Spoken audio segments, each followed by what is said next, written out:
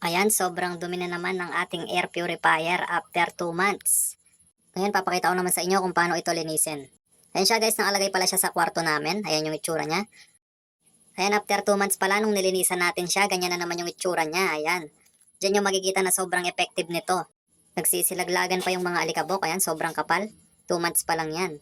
Yan sa mga nagtatanong, ganyan ko lang pala siya linisan. Kung wala kang vacuum, pwede po yung brush. Ayan. Yung lumang toothbrush lang po yung ginamit ko dyan. Ayan, kung mapapansin nyo, natatanggal naman niya yung mga alikabok.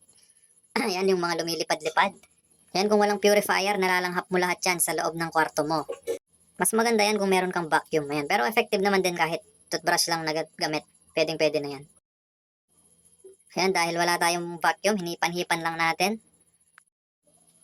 Tapos napakadali lang naman palang ibalik niyan. Ayan, malinis na yung filter, kaya babalik na natin siya. Ayan, sobrang gaan lang din ng ating air purifier na yan.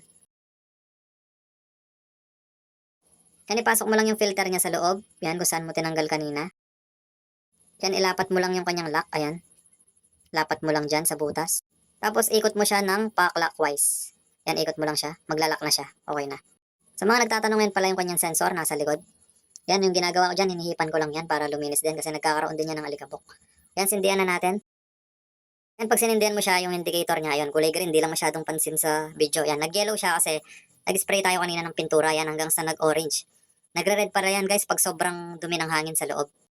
Ayun yung app na ginagamit natin. Kung mapapansin nyo, naka-pour siya. Ayan yung filter natin, makikita din natin dyan, naka 74%. Ini-install din pala yung app na yan sa Mi Home, ayan. Sa manual naman, yan, kayo yung mag-a-adjust kung gaano kalakas yung gusto nyo sa kanyang fan. Yan, syempre kung sobrang lakas, mas mabilis maka-filter.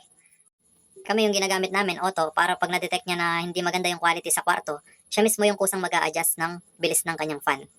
Tapos babagal siya ng kusa pag okay na yung hangin sa loob. Ayan. Check nyo na lang sa previous video natin yung isang review. Ayan yung fan din niya, hindi ganun kalakas. Lalo na kung naka-sleep mode, sobrang tahimik ng fan ng ating Xiaomi Purifier.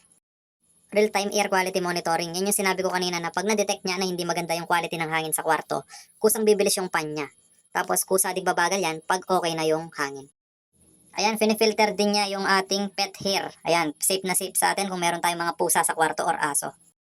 Ayan, goods na goods din to sa mga may allergy sa hangin. Yung mga hatching na hatching sa umaga. Ayan, ganyan ka-effective yung kanyang filter. 99.97% yung natatrap niya na particles. 0.3 microns kahit hindi natin alam yung sukat nun.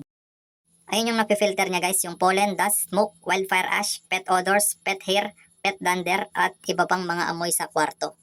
Ayan yung filter pala nito ay may activated carbon kaya natatanggal din niya yung mga odor sa kwarto. Kung meron kayong kinain sa kwarto at nangangamoy, matatanggal niya din ito within a minute. Ayan, thank you sa panonood. Like, comment, and follow. Sana nagustuhan nyo yung ating video ng ating air purifier.